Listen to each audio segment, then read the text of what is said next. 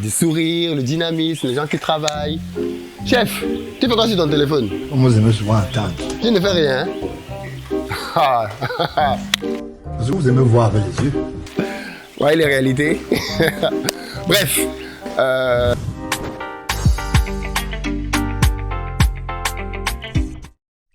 Comment faire fortune en Afrique? Comment gagner beaucoup d'argent et devenir multimillionnaire en euros ou en dollars depuis l'Afrique? C'est le challenge fou que je me suis lancé en venant implémenter un de mes nouveaux business au pays. Je ne sais pas si tu es au courant, mais j'ai décidé de venir lancer une nouvelle activité ici, précisément à Abidjan en Côte d'Ivoire, pendant 1 an.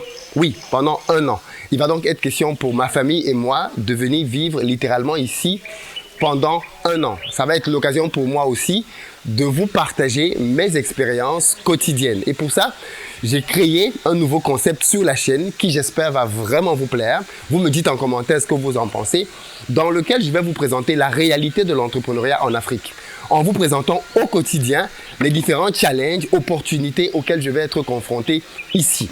Il va donc être question pour moi de vous montrer les difficultés que je rencontre, le recrutement, l'administratif, la croissance, le marketing, le digital, bref, tout ce que je vais mettre en œuvre pour pouvoir faire décoller ce business. Et bien évidemment, de manière quotidienne, on va prendre des images pour vous présenter les meilleures séquences de la journée afin que vous puissiez être au cœur du projet et que vous puissiez vibrer avec moi mon aventure africaine.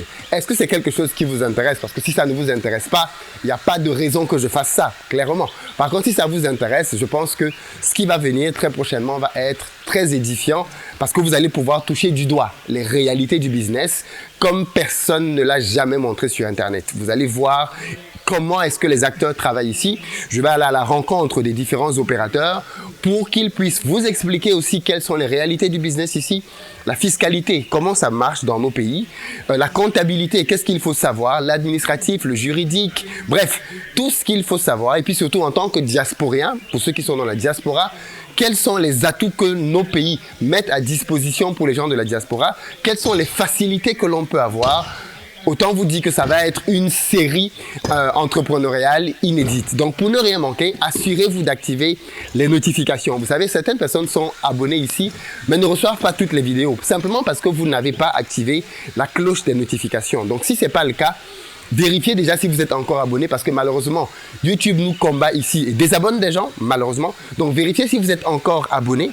Et si vous êtes abonné, allez à l'espace notification, là où il y a la cloche. Vous cliquez dessus, vous allez voir qu'il va vous proposer 3 possibilités. Et prenez bien toutes les notifications. Et comme ça, chaque fois que je vais poster du contenu dans lequel je vais vous partager mon aventure entrepreneuriale en Afrique, vous allez être informé. L'idée, c'est que à terme, quand je vais avoir mon équipe de production sur place, qu'on puisse vous faire une vidéo par jour parce que chaque jour ici, il y a de nouveaux dossiers. Chaque jour. Donc, l'idée, ça va être de vous présenter chaque jour les nouveaux dossiers que l'on va avoir pour que vous puissiez suivre, comme je disais, la progression, la croissance, la maturité, l'explosion, les finances, bref. Voilà, vous allez vivre avec moi cette belle histoire. Et bien évidemment, c'est 1 an en réalité sur place, mais ça ne veut pas dire que je ne vais pas continuer de bouger. Non, c'est juste que la Côte d'Ivoire devient la base familiale, comme Paris était la base familiale avant. Maintenant, ça va être Abidjan qui va être la base familiale. Et d'ici, on va pouvoir travailler à développer nos activités simplement. Aujourd'hui, par exemple, là, je suis sur mon premier site. Je vais lancer une activité de transport. Ok, je vais me lancer dans le transport ici et j'ai commandé déjà une vingtaine de voitures, différents types de voitures, hein, berlines, SUV, qui vont m'être livrées très prochainement parce qu'en fait, plusieurs d'entre elles sont déjà prêtes. C'est moi qui freine parce que mon site n'est pas encore prêt et je vais vous en parler tout de suite parce que j'ai besoin de votre avis. Vous allez vous rendre compte qu'en tant qu'entrepreneur, vous devez être confronté et être capable de résoudre des problèmes de différentes natures. Et donc, l'activité va consister à faire de la location de véhicules pour des entreprises, d'abord, principalement, mais aussi pour des particuliers.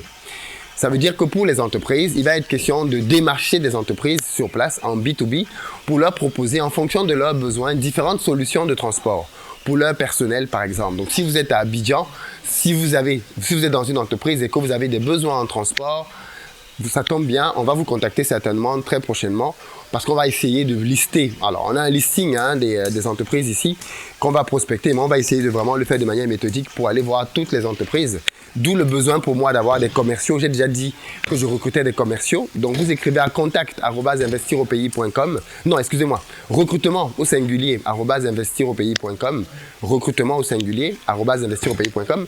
Et une fois que vous avez postulé, eh bien, on va étudier votre dossier. Et si votre candidature nous semble pertinente, on va vous convoquer pour des entretiens préalables à une éventuelle embauche. Pareil pour des chauffeurs. J'ai besoin d'une bonne trentaine de chauffeurs pour pouvoir commencer à gérer déjà le premier parc de véhicules que l'on va avoir. Donc, si vous êtes quelqu'un qui est chauffeur depuis au moins 3 ans, pour les commerciaux depuis au moins 5 ans, alors vos profils nous intéressent. Et si vous êtes bien évidemment motivé à rejoindre une jeune compagnie, mais ultra dynamique et très ambitieuse, vous êtes clairement au bon endroit. Donc, je disais, ici, sur ce site, de quoi il va être question? En réalité, ici, c'est un terrain sur lequel qu'on va transformer en parking. On est sur un espace qui fait à peu près 300 mètres carrés. Et donc, sur cet espace-ci, il va être question de pouvoir parquer des voitures, simplement. Là, alors, on est en train de terminer la sécurisation des locaux avec caméra. Je vais même électrifier clairement comment je vais appeler ça? Les fils barbelés que je vais mettre autour vont être électrifiés. Si quelqu'un s'amuse à venir ici là pour voler, malheur pour lui, même si c'est le chat de quelqu'un, ok? Pas de chat chez moi. Si un chat passe ici, il va être électrocuté. Donc, pas de chat ici, rien, pas d'animaux. On est là pour faire du business. Donc, du coup, là, on est en pleine accélération pour terminer l'aménagement de cet espace. Et je disais que, par exemple, l'un des challenges auxquels j'ai été confronté ici, c'était le sol. Donc, ici, qu'est-ce qu'on fait au sol? On a longtemps réfléchi. Au début, on s'était dit on allait couler du béton, mettre une dalle au sol. Mais ça, on a fait des devis et ça nous coûtait pratiquement 5 000 euros. 5 000 euros. C'était la solution de base. On devait mettre du béton partout, avec de la ferraille, du gravier, du sable, pour avoir une bonne hauteur, 10 cm environ. Et en y réfléchissant, je me suis dit, mais pourquoi payer aussi cher pour quelque chose de provisoire? Ici, on est dans les Vallons, on est dans un très beau quartier à Abidjan. Et l'idée, c'est que plus tard, sur cet espace, pourquoi pas construire un immeuble dans quelques années? Donc, je me suis dit, mais pourquoi mobiliser autant d'argent pour pouvoir faire un parking uniquement? Est-ce qu'il n'y a pas une autre solution? Et en y réfléchissant, je me suis dit, mais en fait, si. Et ceci me permet d'attirer votre attention sur l'importance, quand vous êtes entrepreneur, de toujours penser aux solutions alternatives. Ce n'est pas parce qu'un ingénieur en génie civil vous a dit que vous devez faire une solution, que vous devez prendre votre cerveau et le mettre au placard. Non, votre cerveau doit vous servir. Votre cerveau doit vous permettre d'analyser, de critiquer et de challenger les solutions. Donc, je me suis dit, mais plutôt que de mettre plus de 3 millions ici pour pouvoir avoir cette fameuse épaisseur de béton, n'y a-t-il pas une autre solution? En y réfléchissant, je me suis rendu compte que j'avais déjà vu des parkings, notamment ailleurs, d'où l'importance aussi de voyager, dans lesquels il y avait de la pouzzlane au sol. C'est-à-dire que les gens avaient pris de la pouzzlane, ils avaient posé une bonne couche de pouzzlane et c'était sous. Je me suis renseigné, on m'a dit, il n'y a pas la pouzzlane en Côte d'Ivoire. Il n'y a pas de pouzzlane ici. Je me suis dit, mais c'est dommage parce que la pouzzlane, ça ne coûte pas cher. Si tu dois poser de la pouzzlane ici, ça va te coûter maxi 500 euros. Plutôt que 5 000 euros, tu as 500 euros, c'est 10 fois moins cher. Et la pouzzlane, ça passe. Donc, je me suis rendu compte qu'il n'y avait pas de pouzzlane ici, mais il y avait du gravier. Le gravier, c'est ça, pour ceux qui nous voient, parce que c'est... Et vous voyez, il y a plusieurs types de gravier.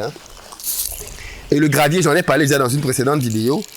Ça va se jouer bien évidemment en fonction de la taille des cailloux que vous avez, ok? On a plusieurs types, on a 3 types fondamentalement ici en Côte d'Ivoire en fonction des tailles, le 5, 15, ainsi de suite. Et l'idée c'est de dire que on va prendre du gravier, mais du gravier mélangé, c'est-à-dire qu'avec plusieurs tailles à l'intérieur. Parce que parfois vous avez des lots comme ça, c'est concassé dans vous avez un gravier d'une taille à peu près similaire. Ici par exemple, vous avez un mélange. Et dans le mélange, vous allez voir que vous allez vous retrouver avec des gens qui n'ont pas tout à fait la même taille. Vous allez avoir des petits comme ça et vous allez avoir des gens comme ça. Ça, c'est l'intérêt du mélange. C'est que vous avez tout. Et le mélange est un peu moins cher. Donc, j'étais à une carrière justement pour voir les tarifs, pour pouvoir avoir du gravier. Et la solution vers laquelle on partirait maintenant, du coup, serait plutôt une solution dans laquelle on mettrait du gravier partout. mais du gravier mélangé. Parce que du coup, quand le gravier est mélangé, comme je disais, il coûte un peu moins cher. Mais le challenge, donc, c'est quoi? C'est... Déjà, là, on va refaire passer une niveleuse pour qu'elle remette bien le sol, qu'elle tamise bien le sol. Mais la question qu'on se posait, c'était celle de la protection du gravier. Si on pose juste le gravier directement au sol, eh bien, une partie du gravier va être enfouie à l'intérieur du sol avec les pluies. Donc, on s'est posé la question de est-ce que c'est pas pertinent de mettre d'abord une couche de sable? C'est-à-dire qu'on met à niveau, ensuite on met une couche de sable qui nivelle, et au-dessus du sable, du coup, on met le gravier. 10 à 15 cm de gravier. Et comme ça, on sait que les véhicules peuvent se poser dessus, rien ne va se passer. Ça, c'était la première solution. Et comme c'est du sable, quand il pleut, l'eau s'infiltre tout simplement dans le sol naturellement, comme c'est le cas maintenant. Et puis moi, j'ai l'avantage que j'ai un parking qui est esthétiquement correct, avec du gravier au sol mélangé, c'est bien. Et surtout, au-delà du fait qu'il y a cette esthétique, le jour que je décide d'arrêter de faire le parking ici, eh bien, je peux récupérer une partie du gravier. Parce qu'il sera toujours là disponible, je pourrais m'en servir pour la construction. Donc voilà l'idée que j'ai eue par rapport à cela. Les ingénieurs m'ont dit oui, c'est possible, on peut faire ça, pourquoi pas. Et je crois qu'avant-hier, il y a un des ingénieurs qui m'a dit que lui, il pensait que plutôt que de mettre le sable, on peut remplacer le sable par, je ne sais plus, il m'a donné le nom d'un type de plastique là, qui permettait de pouvoir, on met ce plastique là au sol et on pose le gravier dessus. Donc, on fait passer la machine qui va mettre la niveleuse. Pourquoi je parle depuis de niveleuse? Le compacteur, autant pour moi, c'est pas la niveleuse. La niveleuse n'a rien à voir. Le compacteur, vous savez, les compacteurs, c'est cette machine-là qui a un gros rouleau qui compacte, en fait. Donc, on fait passer le compacteur et le compacteur met à niveau le sol. Et juste au-dessus du compacteur, on met donc cette grande couche de plastique et au-dessus de cette couche de plastique, on met le gravier. Donc, je lui ai posé deux questions. La première, c'est celle de l'écoulement. Est-ce que son plastique est perforé? De telle sorte que quand il pleut, l'eau passe. S'il n'est pas perforé, on va avoir un problème puisque l'eau plastique va contenir de l'eau. Et donc, il est en train d'aller regarder les différentes alternatives en termes de plastique. Qu'est-ce que vous en pensez, vous? Est-ce que vous avez d'autres idées? Comme je disais en début de cette vidéo, ça va aussi être ça, les vidéos entrepreneuriales. C'est que je vais vous soumettre les challenges du quotidien. Et vous voyez qu'en fonction du type d'alternative vers lesquelles vous allez, on est du x1 ou x10. Si on va avec du béton au sol, on est en x10. Si on va avec du gravier, on est en x1. Aussi simple que ça. Simple petite question, conséquences financières totalement différentes. Choix technique, bien évidemment, très important ici. Qu'est-ce que vous en pensez? Et puis, comme j'ai dit, si ce concept vous intéresse donc, eh bien, je vous dirai au fur et à mesure comment j'évolue, parce que les challenges sont énormes. J'étais à une première carrière, je vais aller vers une deuxième carrière pour comparer les prix avant bien évidemment de me lancer là-dedans. Si vous aussi vous êtes quelqu'un qui est dans une carrière ou si vous travaillez dans une carrière ou si vous pensez que vous pouvez nous livrer du gravier ici à très bon prix, à ce moment-là, vous nous écrivez bien évidemment à contact@investir-au-pays. Mais prochainement, je vous mettrai un numéro local sur lequel vous pouvez directement contacter l'équipe pour pouvoir vous aussi faire partie de l'aventure, parce que le but, bien évidemment, c'est de pouvoir faire du business aussi au travers de cette chaîne. Voilà un peu donc ce qui va nous attendre. Comme je disais, avec l'entreprise de transport, j'entrerai un peu plus dans le détail prochainement. Comment on compte gagner de l'argent ici, avec les particuliers, avec les sociétés, comment on compte faire ça.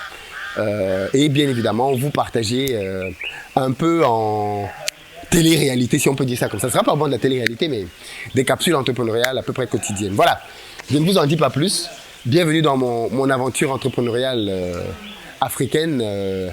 Et j'espère que ça va vous plaire. Parce que moi, je suis très content d'être là.